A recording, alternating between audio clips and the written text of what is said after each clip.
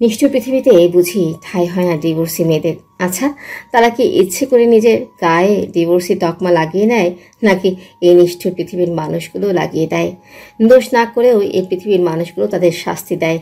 হয়তো তখন প্রকৃতির বড্ড মায়া হয় এই অসহায় মেয়েদের উপর।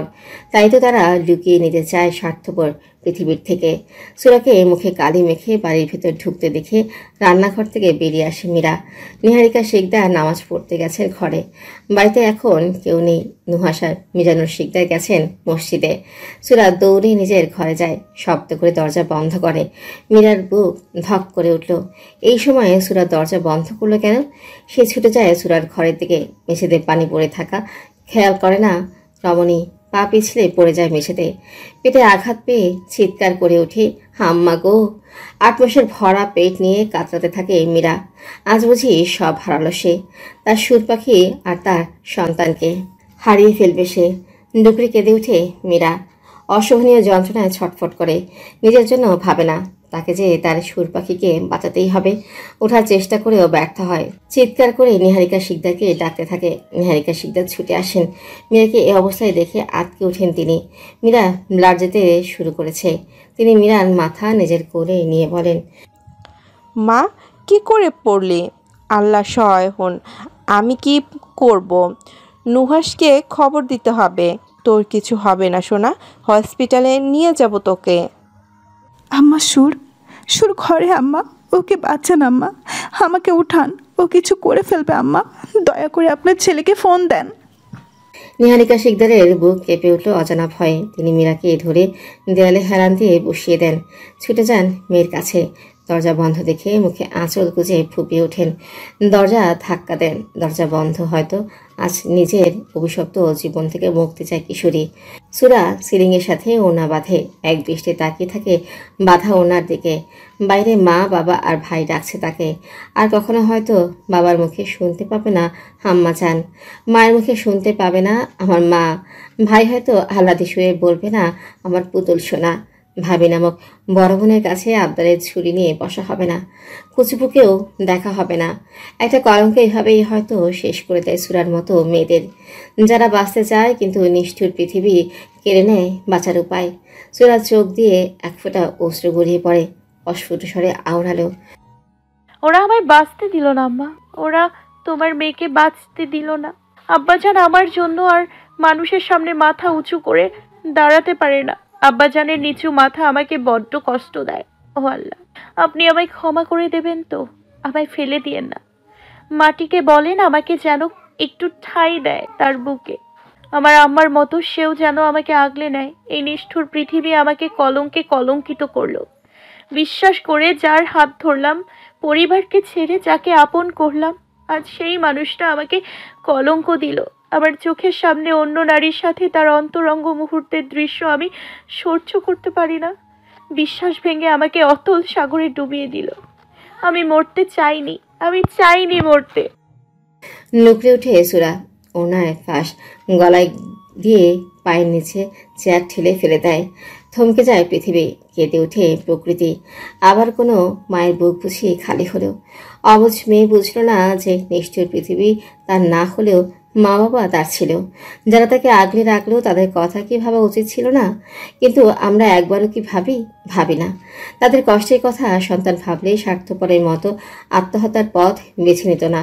তারা স্বার্থপর পৃথিবী থেকে মুক্তি পেতে নিজেও স্বার্থপরের তকমা গায়ে লেপটে নেয়। তাই হয়তো প্রকৃতি তাদের ঘৃণা করে, ঠাঁই দেয় না তার বুকে। আত্মহত্যা একমাত্র মুক্তির পথ না। এক জীবনে লড়াই করে বেঁচে থাকতে কয়জন পারে? আমাদের উচিত নিজেকে ভালোবাসা, তবেই না আমরা আত্মহত্যার পথ থেকে সরে আসব। একটা কথা মনে প্রাণে বিশ্বাস করা, কষ্টের সাথেই রয়েছে স্বস্তি। নুহাস আর মিজানুর শিকদার দরজা ভেঙে ঘরে ঢুকে অর্ধমৃত সুরাকে গিয়ে ধরেন। নুহাস নামায় বোনকে। সুরা প্রায় জ্ঞান শূন্য। মেয়েকে করে তুলে নেয় এক অভাগা বাবা। প্রকৃতি কেঁদে উঠে এই দৃশ্যে। আহ, কি নিদারুণ যন্ত্রণা! বাবা রাজকন্যা আজ আবার বাবার কোলে উঠেছে। কিন্তু পার্থক্য এটাই, আজকে রাজকন্যা আবদার করে বলেনি আমার কোলে নাও আব্বাজান। সদর হাসপাতালে ভর্তি করা হয়েছে মীরা আসুরাকে। মিজানুর শিকদার চোখ বন্ধ করে বসে আছেন হসপিটাল করিডোরের চেয়ারে। নুহাস মাকে বুকে আগলে নিয়ে সান্ত্বনা দিচ্ছে। মীরা ভালো থাকলেও বাচ্চাকে বাঁচানো যায়নি। 8 মাসের বাচ্চা প্রিমেচিওর হলেও ডাক্তার জানায় মীরাকে হসপিটালে আনতে দেরি হয়েছে। সুরা এখনও বিপদমুক্ত না, জ্ঞান ফিরেনি তার। মীরাকে কেবিনে দেওয়া হলে সবাই মীরার কেবিনে যায়। নুহাসের কোলে এক নিষ্প্রাণ নিষ্পাপ বাচ্চা তুলে দেয় নার্স। নিহারিকা শিকদার নাতিকে দেখে ফুপিয়ে ওঠেন। শখের জিনিসগুলো বুঝি বেশি দিন থাকে না। হয়তো বাচ্চাটাও বুঝেছিল এই পৃথিবী নিষ্ঠুর, তাই হয়তো চোখ মিলে একবারও দেখেনি সে। অভিমান নিয়ে চলে গেছে। আধ ঘন্টা পর মীরা পিটপিট করে তাকায়। নিজের পাশে শ্বশুর শাশুড়ি আর প্রিয় স্বামীর কোলে সদ্য জন্ম নেওয়া জান্নাতের ফুলকে দেখে। নুহাস বলে, ছেলেকে দেখাবে না মীরা? সুর কেমন আছে? নিহারিকা শিকদার আর পারেন না সহ্য করতে, বিলাপ করে কাঁদেন তিনি। মীরা বিচলিত হয়ে পড়ে, ব্যস্ত কণ্ঠে বলে, সুর পাখি কেমন আছে? আম্মা কাঁদছে কেন? ওকে দেখতে চাই আমি। পুতুলকে ডাক্তার অবজারভেশনে রেখেছে মীরা, কাউকে ঢুকতে দিচ্ছে না সেখানে। নিজের ছেলেকে দেখবে না তুমি? তাকে যে তার ঘরে রেখে আসতে হবে। মীরা ছোড়াছড়া চোখে তাকালো। উঠতে চাইলে নিহারিকা শিকদার মীরাকে উঠিয়ে বালিশে হেলান দিয়ে বসায়। মীরার কোলে ছেলেকে দিলেই মীরা বুকে শক্ত করে জড়িয়ে ধরে ছেলেকে। তার ভেতরেই তো ভালো ছিল এই প্রাণটা। পৃথিবীতে কি পারত না তাকে একটু জায়গা দিতে? সে 8 মাস নিজের অস্তিত্বের সাথে বড় করতে পারলে পৃথিবী কেন দূরে ঠেলে দিল এই ছোট্ট প্রাণটাকে? ছেলের সারা মুখে স্নেহের পরশ এঁকে দেয় এক অভাগী মা। শান্ত স্বরে বলে, আমার ছেলেকে সুর পাখি না দেখা পর্যন্ত কোথাও রেখে আসতে দিব না আমি। সুর দেখবে না? ওর কুচুপুকে ও দেখবে, দেখতেই হবে। এক কিশোরীর আত্মচিৎকার হাহাকারে ভারী হয়ে উঠেছে সদর হাসপাতালের পরিবেশ। মাঝে মাঝে কিছু মানুষ উঁকি দিয়ে দেখছে কিশোরী মেয়ের বিষাদময় মুখশ্রী। সুরার জ্ঞান ফিরেছে মিনিট 15। এখানকার ডাক্তার পরিচিত হওয়ায় ঢুকতে দেয় কেবিনে। নুহাস সুরার কোলে তুলে দেয় তার কুচুবুকে। নিস্তেজ সুরা তাকায় বাচ্চাটার দিকে। নিজেকে দোষী ভাবে সে। তাকে বাঁচাতে গিয়েই তো এই নিষ্পাপ শিশুকে বিসর্জন দেয় এক মা। কি করে সবার সামনে দাঁড়াবে সে? মুখে আগলে নিয়ে চিৎকার করে কেঁদে ওঠে সুরা। গলার ব্যথায় বিষিয়ে ওঠে শরীর। তার হাহাকারে বুক ভারী হয়ে হসপিটালের প্রত্যেকটা মানুষের। সুরা বিড়বিড়িয়ে অস্পষ্ট স্বরে বলে, আমার জন্য তুই পৃথিবীর মুখ দেখাতে পারলি না। ফুপি খুব খারাপ, তাই না সোনা? ফুপিকে কখনো মাফ করবি না, কথাতে মাফ করবি না কখনো। তোর খুনি আমি তোকে খুন করেছি, মাফ করবি না কখনো। ফুপি তোকে খুব ভালোবাসে সোনা, খুব ভালোবাসে। সুরার থেকে নুহাস ছেলেকে নিতে চাইলে সে দেয় না। পাগলামি শুরু করে। গলার স্বর ভেঙে গেছে তার। গলার ব্যথায় কোকিয়ে ওঠে। অবস্থা বেগতিক দেখে নুহাস ডাক্তার ডাকে। সুরাকে ঘুমের ইঞ্জেকশন দিলে সে ঘুমিয়ে পড়ে।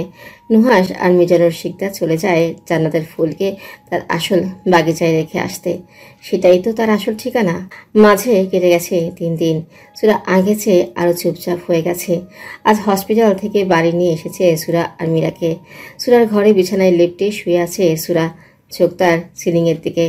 পাশে বসে আছে মিজানুর শিকদার, নিহারিকা শিকদার আর নুহাস। মিজানুর শিকদার মেয়েকে উঠিয়ে বসিয়ে বুকে আগলে নিয়ে মাথায় হাত বুলিয়ে দিলেন। এখন বুঝি বাবার বুকটা শান্তিতে ভরে গেল। বাবার কি কখনো নিজের ভালোবাসা প্রকাশ করতে পারে?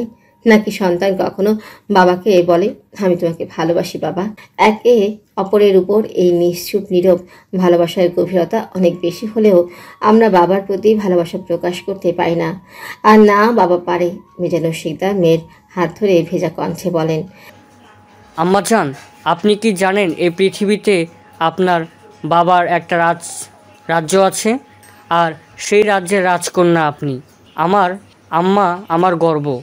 আপনি হয়তো ভাবছেন কারো রাজ্যের রানী আপনি হতে পারেননি, কিন্তু আপনি এটা কখনো ভাবছেন না জন্মের পর থেকে আপনি আপনার বাবার রাজকন্যার কি কখনো রানী হয়? যে আমি আপনার নিস্তেজ শরীর ভার বইতে পারি না, সেই আমি আপনার নিষ্প্রাণ শরীরের ভার বইব কিভাবে? নিহারিকা শিকদার মেয়েকে নিজের কোলে শুইয়ে দেয়। মায়ের কোলে সুরা শান্তি চোখ বুঝে ফুপিয়ে উঠে সে। নিহারিকা শিকদার মেয়ের মাথায় হাত বুলিয়ে বলেন, আমার মা তো সাহসী। আমার মা কিভাবে পারলো আমাদের কথা না ভেবে স্বার্থপরের মতো শুধু নিজের মুক্তির পথ খুঁজে নিতে? ও মা, এবার থেকে যদি নিজেকে শেষ করার কথা মনে আনো আমাকে বলো, আমিও তোমার সাথে যাব সোনা। আমার ছোট্ট মেয়েকে আমি কিভাবে পারবো ওই মাটির অন্ধকার ঘরে রেখে আসতে? আমিও যাব আমার মাকে আমার বুকে লুকিয়ে রাখতে। আমায় নেবা তো আম্মা? মা বাবার কথায় সুরা ফুপিয়ে ফুপিয়ে কাঁদে। আহ, কি অসহনীয় যন্ত্রণায় ছটফট করছে এক অসহায় মা বাবা। নুহাস বোনকে বলে, পুতুল, তুই আমাদের রাজকন্যা, আমাদের রাজ্যের রাজরানী। আমার বোনের প্রাণ ভিক্ষা চাচ্ছি তোর কাছে সোনা। এক অসহায় বাবা মাকে ফিরিয়ে দিস না। ছোট পুতুলকে আগলে রাখতে না পারা এক ব্যর্থ ভাইকে ফিরিয়ে দিস না। সুরা তাকায় ভাইয়ের দিকে। এই মানুষগুলো তার জন্য বেঁচে আছে। কি চাই আর তার? পৃথিবীর সবচেয়ে ধনী সে, যার কাছে এমন পরিবার আছে তাকে যে বাঁচতেই হবে, লড়াই করতে হবে এই নিষ্ঠুর পৃথিবীর সাথে। সুরা শান্ত স্বরে বলে, আমি শহরে যেতে চাই ভাইজান। আমি আবার মেডিকেলে ভর্তি পরীক্ষা দিতে চাই, নিজের স্বপ্ন পূরণ করতে চাই। এখানে আবার দম বন্ধ হয়ে আসছে ভাইজান। আমায় এখান থেকে দূরে পাঠিয়ে দাও ভাইজান, কিন্তু এটা মনে রেখো আমি একা যেতে চাই। সবাই তাকালো সুরার দিকে। মেয়েটা কি হারিয়ে গেল এই নিষ্ঠুর পৃথিবী, নিষ্ঠুর সমাজের জন্য? এভাবে দিনের পর দিন পৃথিবীর বুক থেকে হারিয়ে যায় সুরা নামক মেয়েগুলো। ডিভোর্সি হওয়ার কলঙ্কে কলঙ্কিত করে এই সমাজগুলো তাদের। কিন্তু সত্যি কি তারা কলঙ্কিনী? ডিভোর্স, ডিপ্রেশন, কষ্ট, প্রতারণা এগুলো আমাদের জীবনের অংশ মাত্র, কিন্তু জীবন না। এগুলোকে পেছনে ফেলে সামনে এগিয়ে যাওয়ার নামই জীবন। তাই আত্মহত্যা না, লড়াই করতে হবে। বেঁচে থাকার লড়াই, তবেই না সফলতা আসবে। অন্ধকার ঘরের মেঝেতে হাত পা ছড়িয়ে শুয়ে আছে পিয়াস। আগে সুদর্শন পিয়াস, আর এই পিয়াসের মধ্যে আকাশ পাতাল তফাৎ। সারাদিন নেশায় বুঁদ হয়ে থাকে সে, কিন্তু যাকে ভোলার জন্য নেশায় আসক্ত, কই তার আসক্তি তো কাটে না। অন্ধকার ঘর আলোকিত হলে মুখ কুচকে নেয় পিয়াস। ঋতুকে রেখে উঠে বসে। ঋতু এগিয়ে এসে পিয়াসের পাশে বসে। গোছানো ঘর আজ অগোছালো। মদের বোতল ছড়িয়ে ছিটিয়ে আছে। মদের বিদঘুটে গন্ধে কাক গুলিয়ে আসছে ঋতুর। ঋতু তাকায় পিয়াসের দিকে। এই ছেলেটাকে সে নিজের ভাইয়ের মতো ভালোবাসে।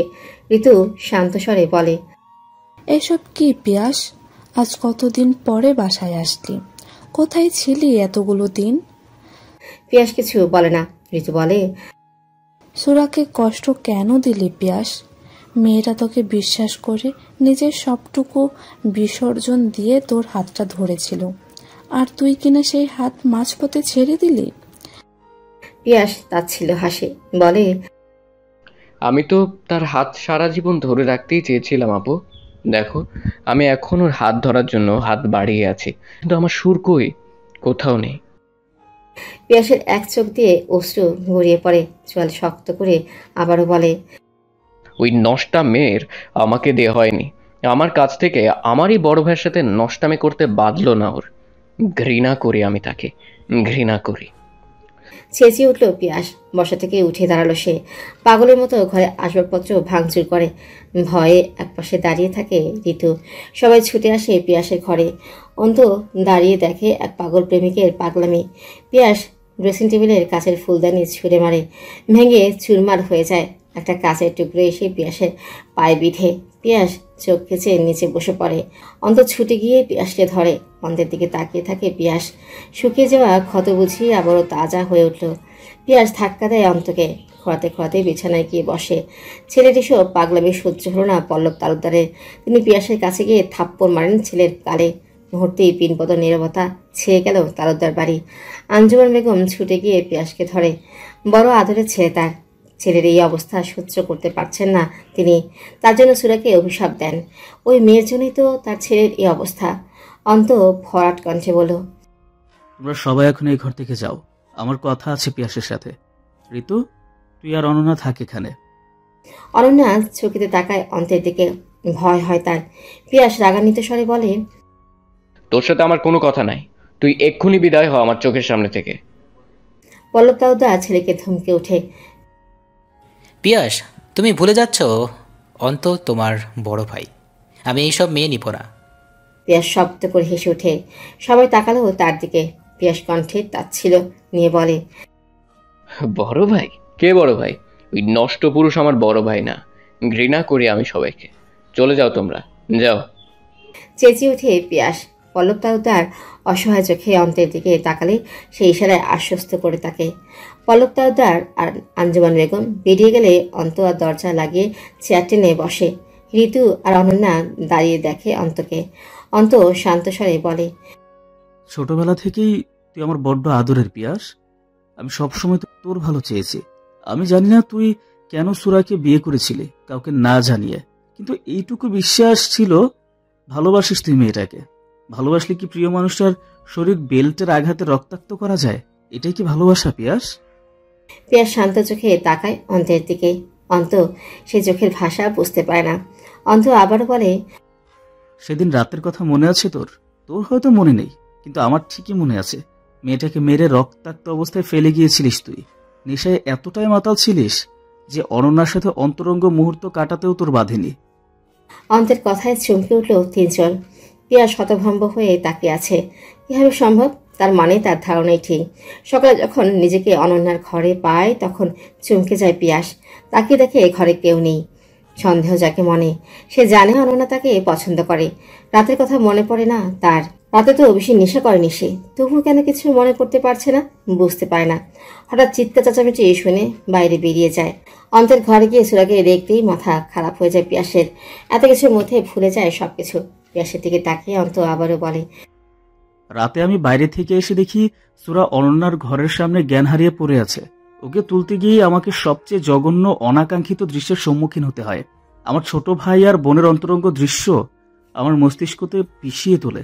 ছি, যে দৃশ্য আমি সহ্য করতে পারিনি, সেই অনাকাঙ্ক্ষিত দৃশ্য ছোট মেয়েটা সহ্য করবে কিভাবে? আমি চাইনি বাড়ির সবার সামনে নিজের ছোট বোন আর ভাইকে ছোট করতে, তাই সকলের সামনে কিছু বলিনি আমি।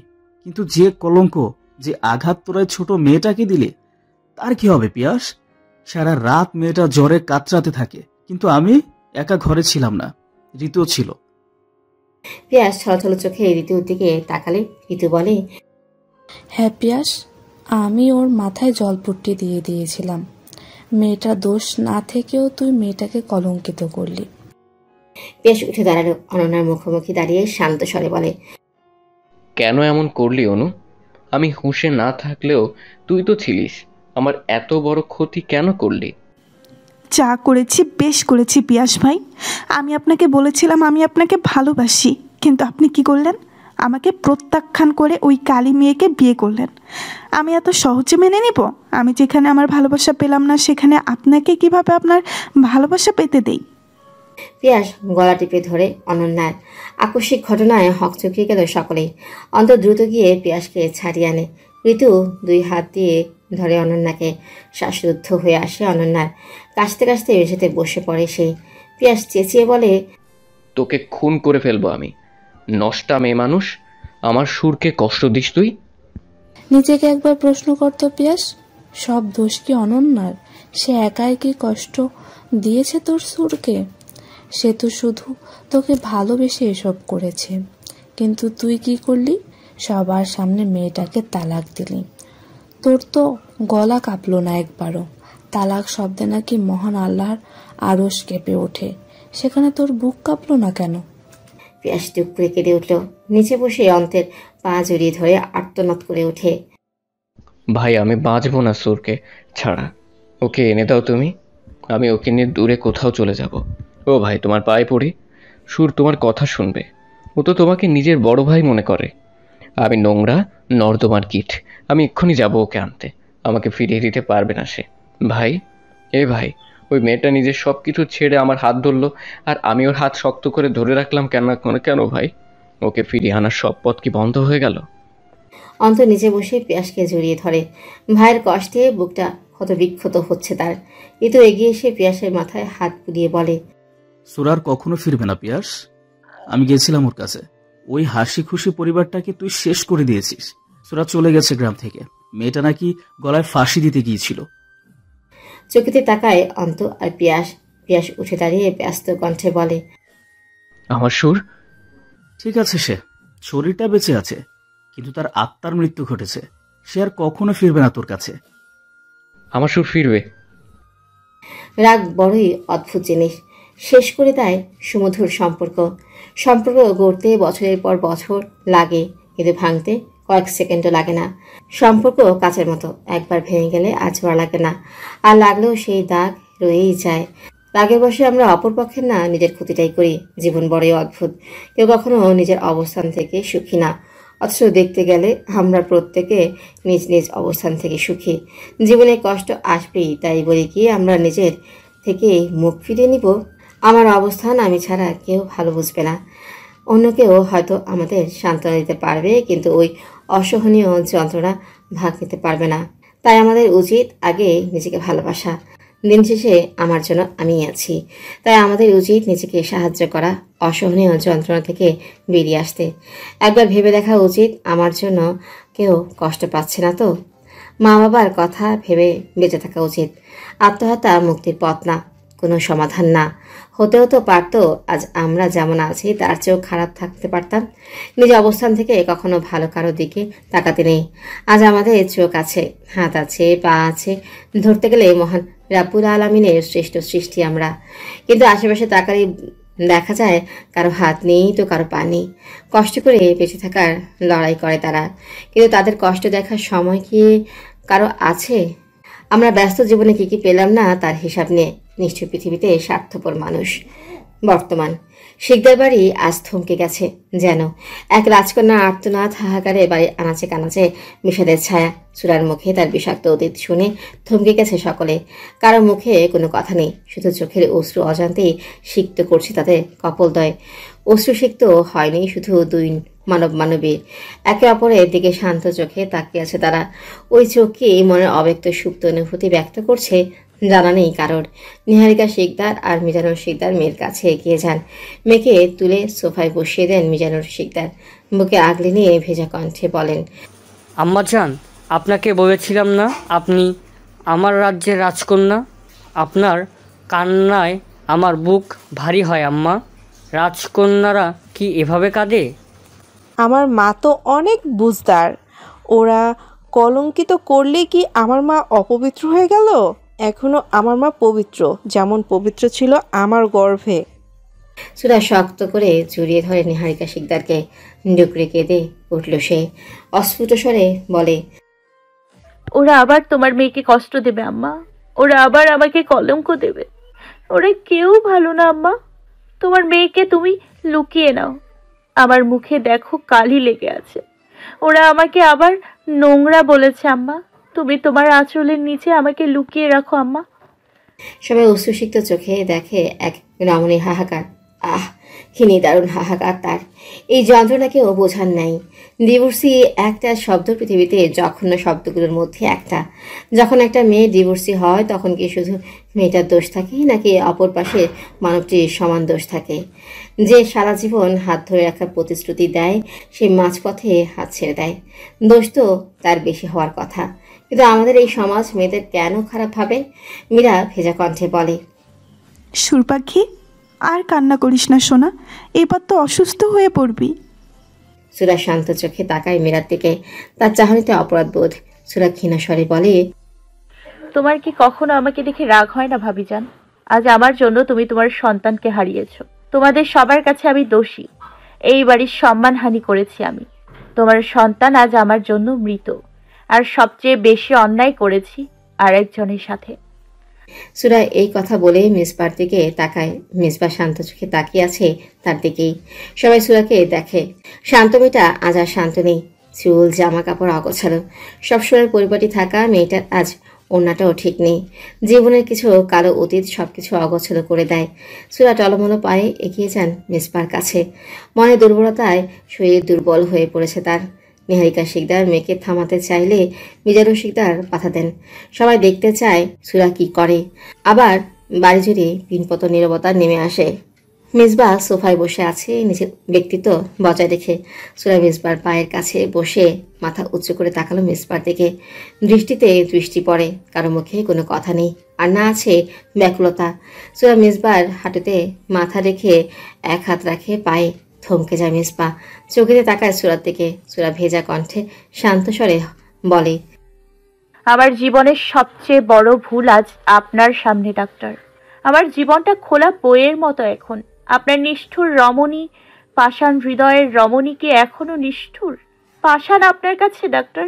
একমাত্র সৃষ্টিকর্তা ছাড়া কারোর সামনে মাথা নত করতে নেই, আর না কারোর পায়ে হাত দিয়ে সালাম করার অনুমতি আছে। যদি অনুমতি থাকতো, আমি আমার ডাক্তারের সামনে মাথা নত করে থাকতাম।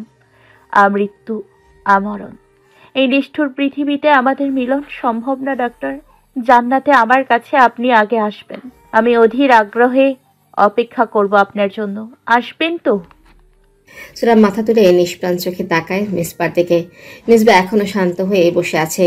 তার ভেতরের ঝড় ব্যক্ত করতে সে বরাবরের মতো এবারও ব্যর্থ। সুরা আবারও মাথা রাখে মিসবার হাঁটুতে, ক্ষীণ স্বরে আওড়ালো, আমাকে ঘৃণা করবেন না ডাক্তার। আমি সব সহ্য করতে পারলেও আপনার ঘৃণা ভরা ওই দৃষ্টি কখনো সহ্য করতে পারবো না। হয়তো সেদিনই মরণ ঘটবে আমার। মিসবা আর পারে না সহ্য করতে। এই নিষ্ঠুর রমণী আজীবন আমৃত্যু তার কাছে নিষ্ঠুর রয়েই যাবে। সে কি বোঝে না তার প্রত্যেকটা কথায় মিসবার বুকে হাতুড়ি পেটা হচ্ছে যেন।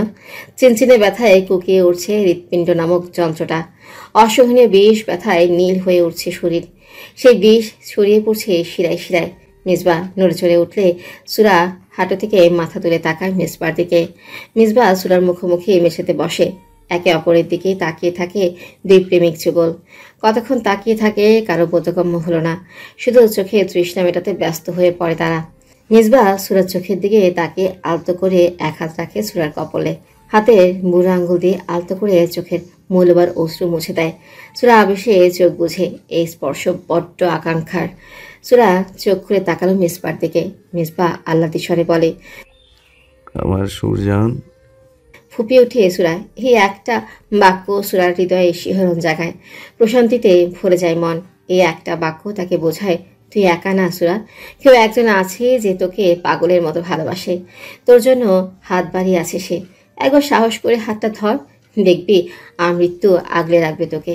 মিসবা দুই হাতের আজলায় সুরার মুখ নিয়ে কণ্ঠে খাদে নামিয়ে বলে, আমার হৃদয়ে যার বিচরণ সে আমার চরণ তার অশ্রুতে সিক্ত করেছে। এই অসহনীয় যন্ত্রণা আমি কিভাবে সহ্য করব সুরজান? তোমার হৃদয়ের বদ্ধ দুয়ারে আমি অপেক্ষারত। একবার দুয়ার খুলে দেখো। এক সমুদ্র প্রণয় নিয়ে তোমার দিকে হাত বাড়িয়ে আছি। বিশ্বাস করো, শক্ত করে একবার হাতটা ধরো। আমার হৃদয়ের রানী করে রাখবো তোমায়। সুরা ছলছল চোখে তাকায়। এই লোকটা কেন বোঝে না? মিসবা উঠে দাঁড়ালো, সুরার দিকে এক হাত বাড়িয়ে দেয়। সুরা তাকায় বাড়িয়ে রাখা হাতের দিকে, ভয় পায়। মিসবাকে না, নিজের ভাগ্যকে। মিসবা হয়তো বুঝতো প্রেয়সীর অব্যক্ত কথা। চোখের ইশারায় আশ্বস্ত করে। বাড়িয়ে রাখা হাতের দিকে ইশারা করে বলে, একবার হাতটা ধরো। আমৃত্যু আমরণ তোমার হাতটা ধরে রাখবো সুরজান। ভয় নেই, আমি মাখুল শিকদার মিসবাহ, আমৃত্যু ইনসিরাহ সুরার। সুরা চোখে হাসে। মিসবার হাতে হাত রাখতে শক্ত করে সুরার হাতটা ধরে মিসবাহ। সুরা উঠে দাঁড়ালো। মিসবাহ সামনে এগিয়ে যায়। কোনো দিকে না তাকিয়ে সুরার হাত ধরে বেরিয়ে যায় শিকদার বাড়ির সদর দরজা দিয়ে। সবাই দেখে তাদের যাওয়া। হয়তো তারাও চায় এবার অন্তত ছেলে মেয়ে দুটো এক হোক, কষ্টের অবসান হোক। তালুকদার বাড়িতে আজ যেন কালবৈশাখী ঝড় বয়ে গেছে। চারিদিকে ভাঙা কাঁচের টুকরো ছড়িয়ে ছিটিয়ে আছে। এপাশে ফুপিয়ে কাঁদছে অনন্যা, তাকে ধরে আছে বাড়ির নতুন বউ ঋতু। যাই হোক না কেন বিয়ে না করে আসতে পারেনি অন্ত। সে চেয়েছিল সুরার কাছে যেতে, কিন্তু ভাইকেও তো সামলাতে হবে তাকে। সুরাকে এই নুহাস নিয়ে যাওয়ার পরে পিয়াস চলে আসে সেখান থেকে।